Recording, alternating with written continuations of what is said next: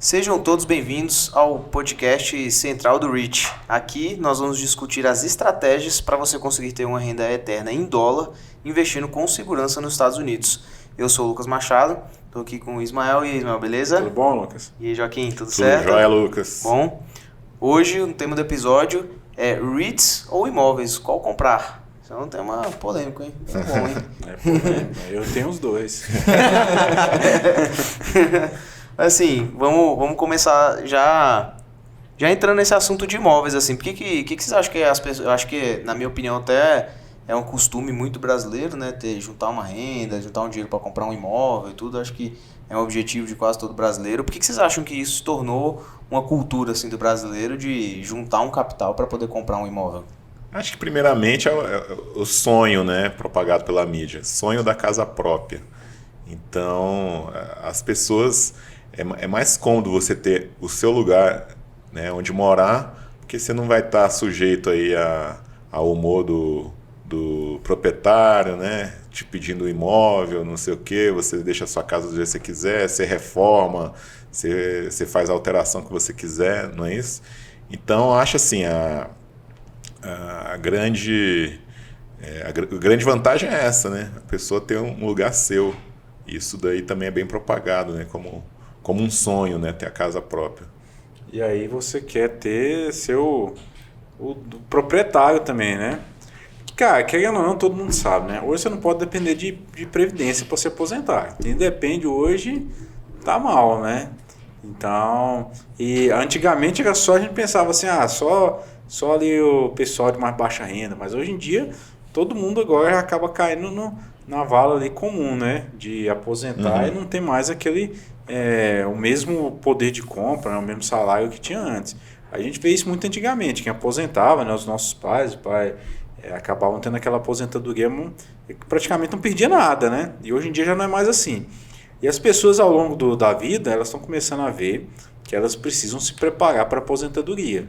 E aí qual a primeira coisa que a gente pensa?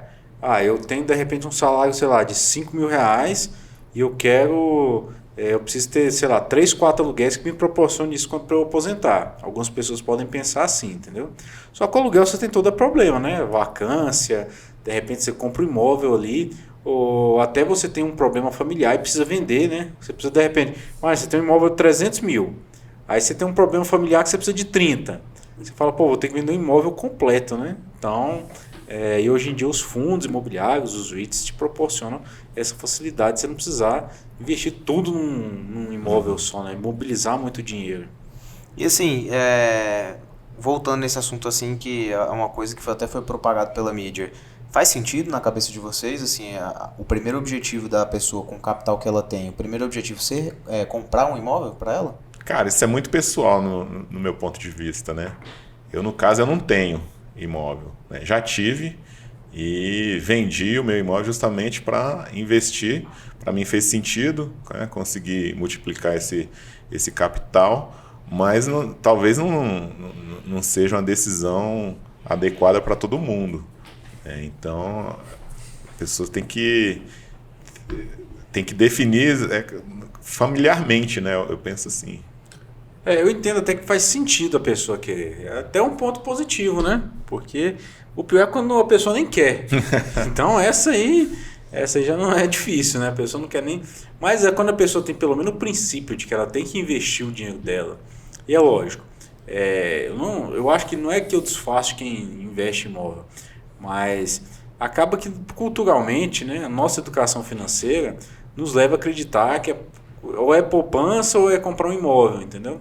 A gente não tem uma educação financeira que nos permite avaliar que existe uma infinidade de outros ativos que a gente pode investir.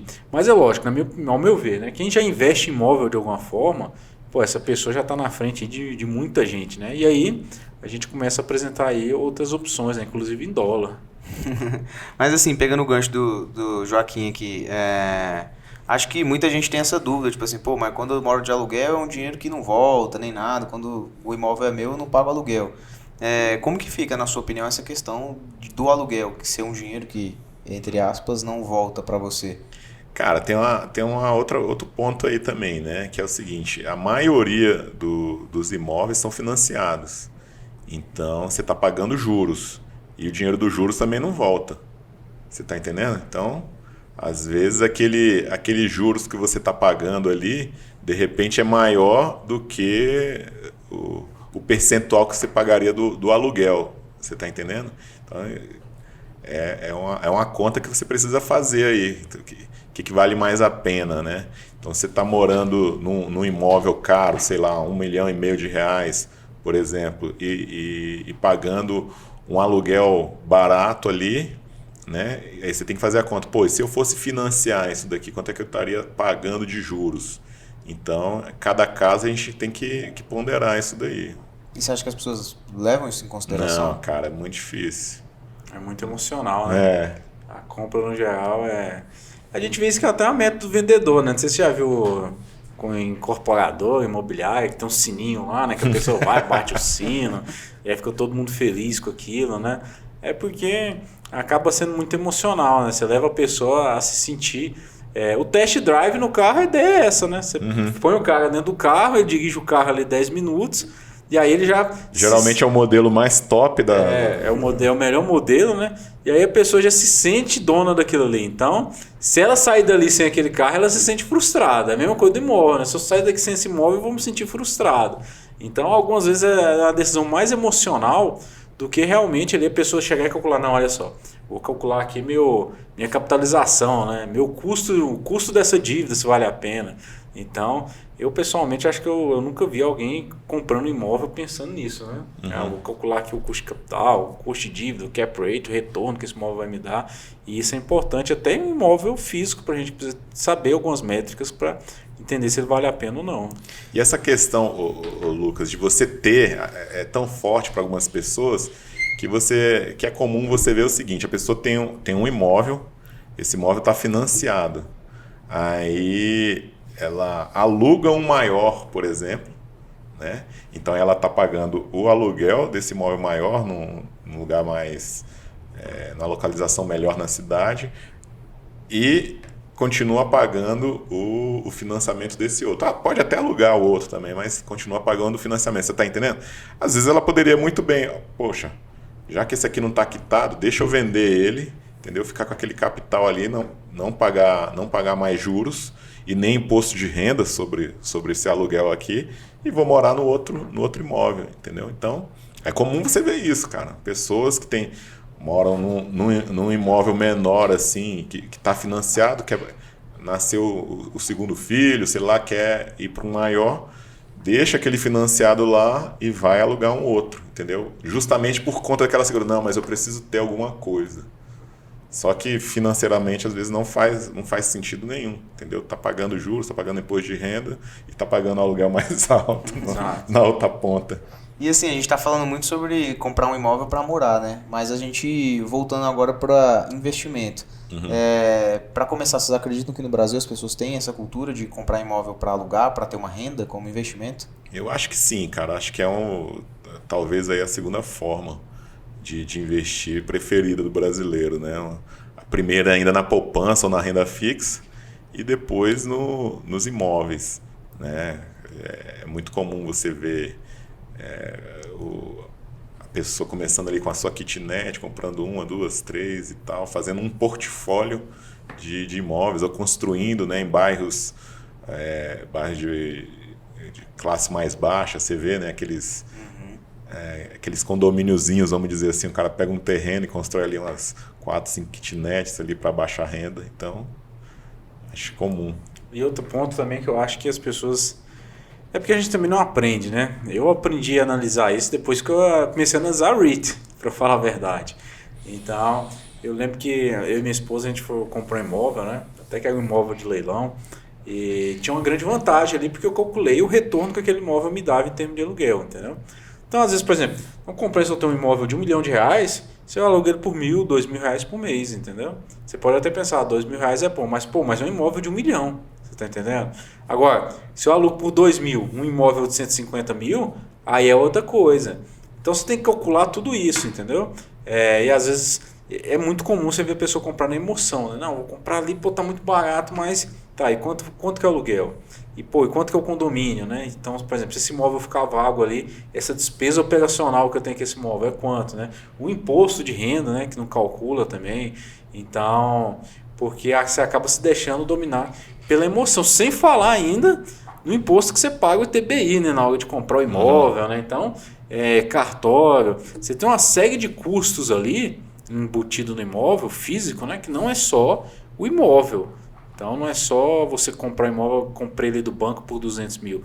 Tem toda uma cadeia ali de imposto que em outras classes de ativos aí você consegue diminuir muito elas, né?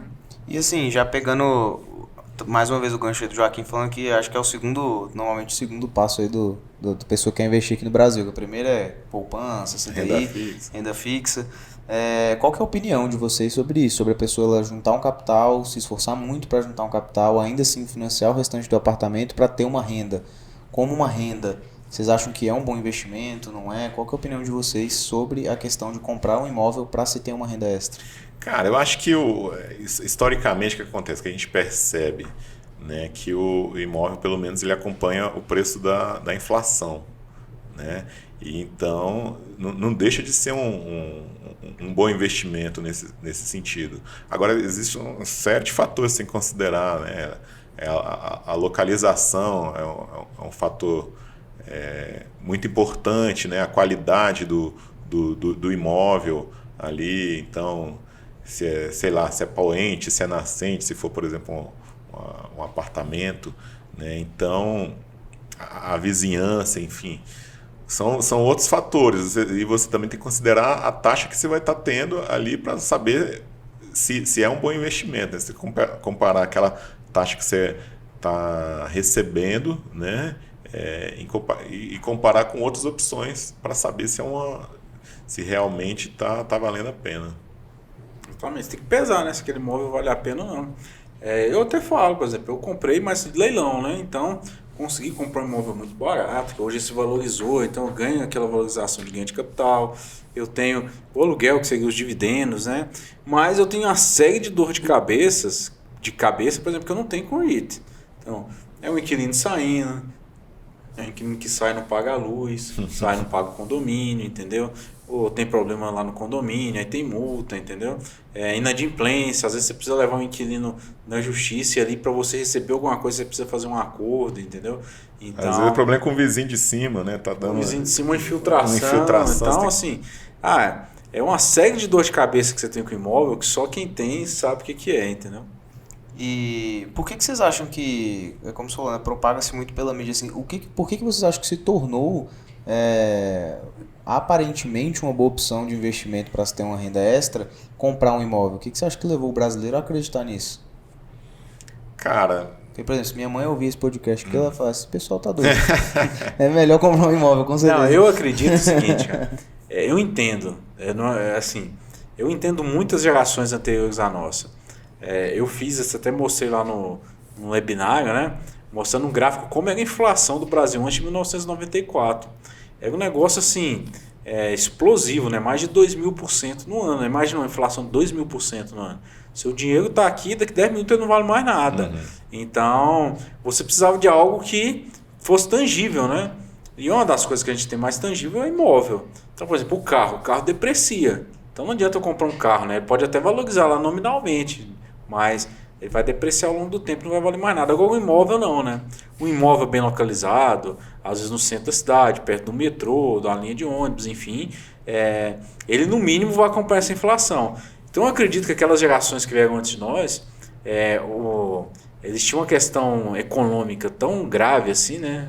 Uma guerra econômica, que você proteger o seu patrimônio era... Imobilizar também. Você imobilizar e proteger o seu patrimônio era melhor do que você buscar rentabilidade. Porque a segurança ela era primordial do que... Era mais importante a segurança do que a rentabilidade. Então, esse era um ponto que eu compreendo. Não acho que eles estavam errados, mas por isso que a gente fala hoje, né? Porque que a gente tem que dolarizar parte do nosso patrimônio, né? Porque a gente vive numa economia brasileira, né? Que ela acaba sendo muito instável. E lá nos Estados Unidos a gente tem um tempo aí que a gente mostra, né? Mais de 100 anos, aí, séculos, né? Uma economia com moeda forte.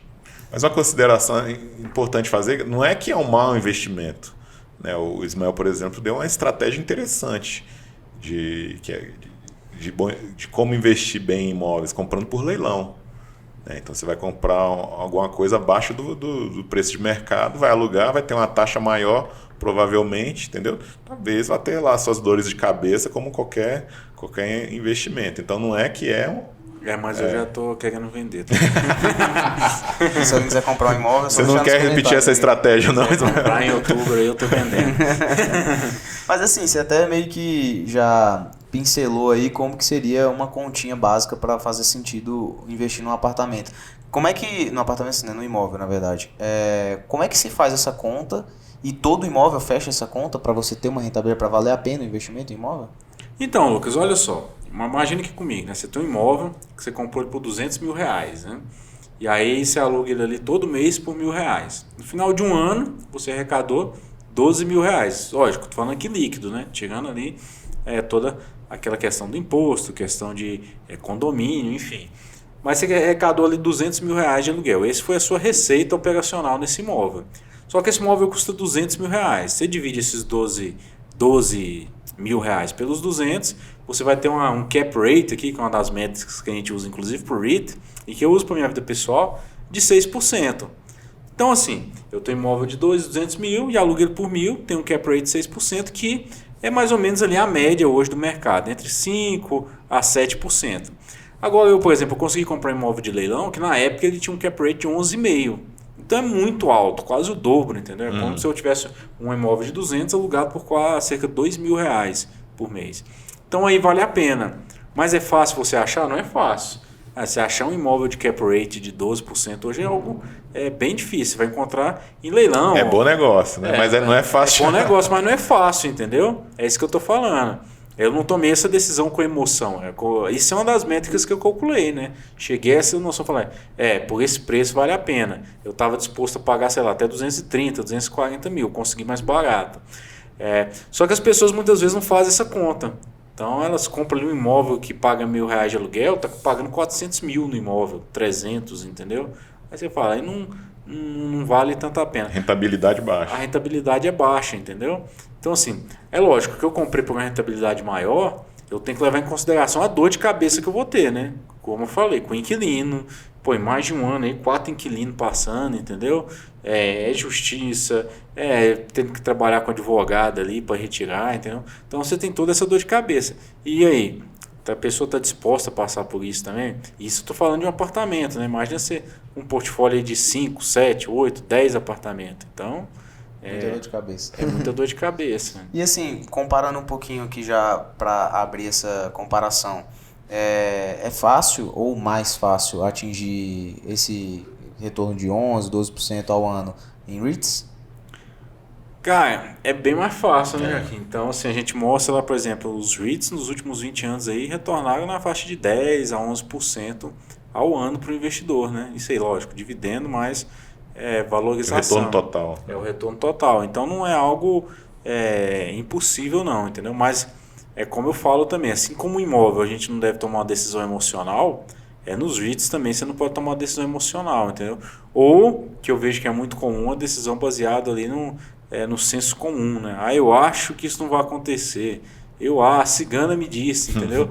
Em investimento a gente não pode tomar esse tipo de decisão, nem com imóvel, nem com REITs. E na opinião de vocês, assim, para a pessoa que ela está começando a investir, o que vocês acreditam que seja o melhor caminho? Ela juntar um pouco de capital, comprar um imóvel para começar, ou buscar os investimentos em REITs? O investimento, como eu falei, né? Via de regra, as pessoas para comprar um imóvel, na maioria das vezes, elas vão recorrer a um financiamento imobiliário. E que já não é uma taxa baixa, né? Uhum. Então, quando a gente coloca esse retorno que eu falei aqui do imóvel, eu estou colocando um retorno, comprando imóvel já quitando ele, entendeu? Se eu coloco ali mais juro, pagamento de juro, às vezes eu estou trabalhando no negativo, entendeu? Não adianta, por exemplo, receber R$1.000 de aluguel por mês se eu estou pagando 1.300 de juro. Você está entendendo? Eu estou destruindo o valor. Então, isso são cálculos que a gente precisa fazer até na hora de comprar o imóvel. E é por isso que a gente fala, é possível comprar imóvel? Mas na maioria das vezes acaba que não é o melhor negócio. Em um REIT, Cara, você começa com $1, né? Então, se transfere lá hoje R$ 6, R$ 10, o que você quiser, você começa com pouco. Mas é lógico, o que é um dos maiores impeditivos? Primeiro, a ansiedade. Que as pessoas, ela pensa assim, um imóvel eu já vou receber R$ 2.000 de aluguel, 1.500 por mês, entendeu? E no REIT você recebe também, se aplicar aquele valor todo lá, dá para receber. Só que se você aplica R$ 10, $10, você vai receber proporcional a esses $10, entendeu? Então, essa ansiedade é algo que é um pouco mais difícil de controlar. E outra, é disciplina, né, cara? Porque o banco é o seguinte, o banco ele te força a ser disciplinado, porque se tu não paga o financiamento, ele te toma. Então, todo mês é pego ali na fonte. Se você tiver a mesma disciplina de aportar com o que o banco vai ter de te cobrar, você consegue também montar, inclusive com uma perspectiva aí de rentabilidade bem melhor. E tem um outro ponto que eu queria colocar aqui também, é o seguinte, cara, é a administração profissional. Se você não é um profissional do ramo de imóveis, né, então você vai ter muito mais dificuldade. Num REIT, você está investindo numa empresa que a especialidade dela é administrar imóveis. Né? E como o Ismael falou, você pode fazer isso com pouco dinheiro. Então é uma série de vantagens. Né? Você está terceirizando a administração, né, para uma administração profissional, você não precisa do mesmo recurso e você pode diversificar.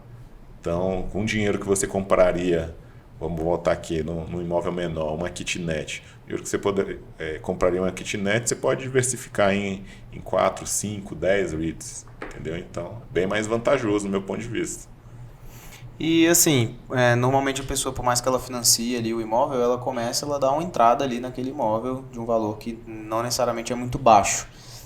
Se ela pegar esse mesmo valor ali que ela daria de entrada no apartamento e ela colocar em REITs, por exemplo, você acha que o retorno que ela vai ter, o ganho que ela vai ter, porque assim, comparando que eu dei entrada no meu imóvel, eu vou ter X parcelas para pagar. Isso são X meses também, um tempo para começar, para quitar meu apartamento. Esse tempo que leva até eu quitar meu apartamento e ter uma rentabilidade ali com esse imóvel, comparado com o tempo de REITs, qual que é a opinião de vocês? Eu espero também um tempo assim, eu juntar um capital muito maior para entrar em REITs, eu já começo e vou crescendo meu dinheiro aos pouquinhos, qual que é essa... Então, aí é uma das coisas que acaba enganando, que é a primeira. Vamos supor que você comprou um apartamento de 200 mil e você vai ter que dar de entrada ali, em geral, no mínimo 30%. Então, você deu uma entrada de R$60 mil. E aí a pessoa vai receber, de repente, R$1.500 de aluguel. E aí ela acha que ela está recebendo 1.500 sobre os 60 mil. Não, mas é sobre os 200, né? Só que você está pagando um juro ali para o banco. Então, esse é o primeiro ponto ali que é um engano a gente achar, né? Porque grande parte daquele patrimônio não é seu, na verdade, é do banco. Segundo ponto, cara, é ter disciplina, entendeu? É você ter disciplina de falar assim, eu vou começar a aportar com pouco, né? Eu vou começar ali com pouco. E a ideia, e o bom mesmo, na minha opinião, é você começar com pouco, né? Quem começa ali com muito, eu acho até mais difícil do que quem está iniciando. Porque você tem um tempo de aprender. É o tempo de compreender como cada setor funciona, é o tempo de você entender como que a economia dos Estados Unidos funciona, a economia do Brasil, entendeu? É questão de câmbio. Então, isso tudo é uma experiência que, infelizmente, a gente não aprende ela na escola, né? A gente vai aprendendo ali, testando, né? E supondo que eu tivesse esses 200 mil para comprar um apartamento aqui agora no bolso, assim, comprar um apartamento à vista, e eu tivesse na dúvida, ou compro meu apartamento à vista com esses 200 mil para receber meu aluguel, ou vou investir meus 200 mil em REITs, o que vocês acham que pode me dar um retorno maior? Cara, eu acho que os REITs podem te dar um retorno maior, entendeu? Mas isso aí também depende do teu conhecimento, entendeu? Então, se você não sabe nada de REITs, aí já vai ficar arriscado para você. Entendeu? Talvez o apartamento seria mais seguro. Mas se você se dedicar um pouco mais e buscar a conhecer o mercado dos REITs, isso aí, com certeza, o teu retorno seria maior. Exatamente. Aí também você tem, é exatamente isso, né? Você tem aquela questão de segurança. Você investir, por exemplo, 200 mil, hoje no imóvel, né? Você coloca ele todo no imóvel, você está imobilizando tudo numa coisa só. A gente fala, eu vou pegar 200 mil hoje, se eu tivesse, né? É tudo que eu tenho, 200 mil, vou colocar tudo em REITs, a gente vai diversificar, né? Você tem REITs, você tem renda fixa, entendeu? Fundo imobiliário, ação, enfim. Existe essa questão de diversificação também. Então, a gente até conversou no podcast, né? Se eu sei que aquele REIT é bom, por que eu não coloco tudo nele, né? Você tem risco também, assim como o imóvel tem, né? Imagina, eu tenho imóvel lá, Hoje ele tem uma localização boa, mas vamos supor que montou uma boate ali embaixo da janela amanhã, entendeu? Pô, acabou o meu apartamento. Tá entendendo? Eu tô com o risco todo concentrado em um apartamento. Então, e os REITs a gente faz isso. Você tem a possibilidade de diversificação, né? Que é mitigar risco. E assim, colocando num ringue aqui agora, um fight, apartamento de 200 mil ou REITs. O que você acha que é o benefício e prejuízo de cada um deles, assim, em comparativo? Então, eu tô num processo de convencimento da minha esposa de queimar o apartamento fazendo virar REITs, entendeu? Ela até brinca aqui comigo que até o final do ano a gente vai fazer virar tudo REITs. Porque você tem muita coisa que você não pesa quando você compra um apartamento. Isso que eu falei, cara, dor de cabeça, é gasto, entendeu? Às vezes, uma troca de inquilino, ela tem um gasto muito grande. Então, o inquilino sai, de repente o inquilino não deixa o imóvel do jeito que ele encontrou, entendeu? Se você tiver que entrar na justiça, é lógico, aí você vai ter que ter um gasto com advogado. No final das contas, para você receber, você vai ter que chegar num acordo que não é tudo aquilo que você imaginava, entendeu? Então, o investir em imóvel não é bem esse negócio preto no branco que a gente imagina, né? Tá certinho, não, vou comprar, recebo e acabou, entendeu? Você tem vacância também, né? Você pode deixar teu imóvel lá e ele ficar 3, 4 meses parado. E aí, quem vai pagar o condomínio? É você, entendeu? Então, eu, por exemplo, por que eu gosto dos REITs? Cara, porque diversifica. Se um REIT caiu ali, cara, tem 3, 4, 5 puxando eles para cima, entendeu? Então, no longo prazo, assim, eu falo até na minha carteira aqui, né? Minha carteira no longo prazo eu vejo assim, cara, 20 REITs, tem um que está caindo e 18, 19 puxando para cima. Então, e é isso que a gente busca, diversificação também. Essa flexibilidade, cara, eu acho que é uma grande vantagem, né? Porque você colocou aqui um ringue, você colocou assim, do lado o REIT, do outro lado comprar um imóvel, né? Então, estou considerando só essas duas classes de ativo. Ou eu compro um imóvel ou eu invisto em REITs. Eu tenho mais flexibilidade nos REITs, entendeu? Como ele falou aí, a possibilidade de diversificar, né? A possibilidade de você montar um portfólio até mais de acordo com o teu perfil, um portfólio mais seguro, ou então se você gosta de mais risco, colocar um pouco mais de risco, dependendo das empresas que você vai colocar ali na tua carteira, entendeu? Então dá para adequar um portfólio à tua necessidade, ao teu perfil. Então isso é muito mais flexível do que você comprar um imóvel apenas, entendeu? E assim, se eu precisasse hoje, assim, se fosse o meu objetivo viver de renda passiva, qual caminho seria mais fácil para mim? Investir em imóveis para ter uma renda passiva que me permita viver de renda passiva ou REITs? Então, aí a gente começa a pensar em diversificar a carteira, né? Primeiro você tem que ter uma parte da sua carteira ali, inclusive até em fundo imobiliário brasileiro, porque você tem uma grande vantagem, por exemplo, que eles não pagam imposto sobre dividendo, né? Então, para quem já tem um montante grande, né? Cara, você tem uma parte ali da sua carteira recebendo renda em real, porque lógico a gente está gastando em real, mas você tem uma parte do seu patrimônio também em REITs, porque você vai ter uma renda recorrente em dólar também, né? Poder construir um patrimônio em uma moeda mais forte. E assim, se tratando do investimento inicial também, porque para comprar um imóvel eu tenho que ter um investimento, não necessariamente preciso pagar o imóvel inteiro à vista, mas eu tenho que ter um investimento inicial. Comparando um e outro, como você mesmo falou, né, eu posso começar com $1 investindo lá nos REITs. Qual que é o melhor caminho ali? Eu realmente esperar para ter uns 50, 60 mil para entrar no imóvel ou começar com o pouco que eu tenho já nos REITs para ir crescendo essa verba? O que vocês acham melhor? Cara, e a facilidade, sem dúvida, é nos REITs, né? Se você pode começar com $1, né, você vai... E nada impede de você...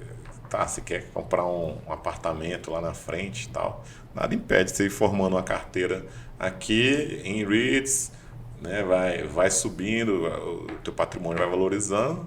Num dado momento da vida, você realiza ali um pedaço, vende alguma coisa ali e compra seu apartamento. Com R$1.000 você já começa uma carteira de REITs, por exemplo, até diversificada, né? E com R$1.000 você não paga nem a taxa do cartório, né? Se for comprar um imóvel. Escritura. E assim, os REITs eles também vão me pagar dividendos, aluguéis? Como é que funciona? É isso que ele funciona. O REIT, na verdade, é isso, né? Ele é um investimento imobiliário. Aquele aluguel que o REIT recebe, ele repassa para o acionista ali na forma de dividendo. Massa. E assim, vamos fazer um resumão geral aqui desse nosso episódio de hoje aí.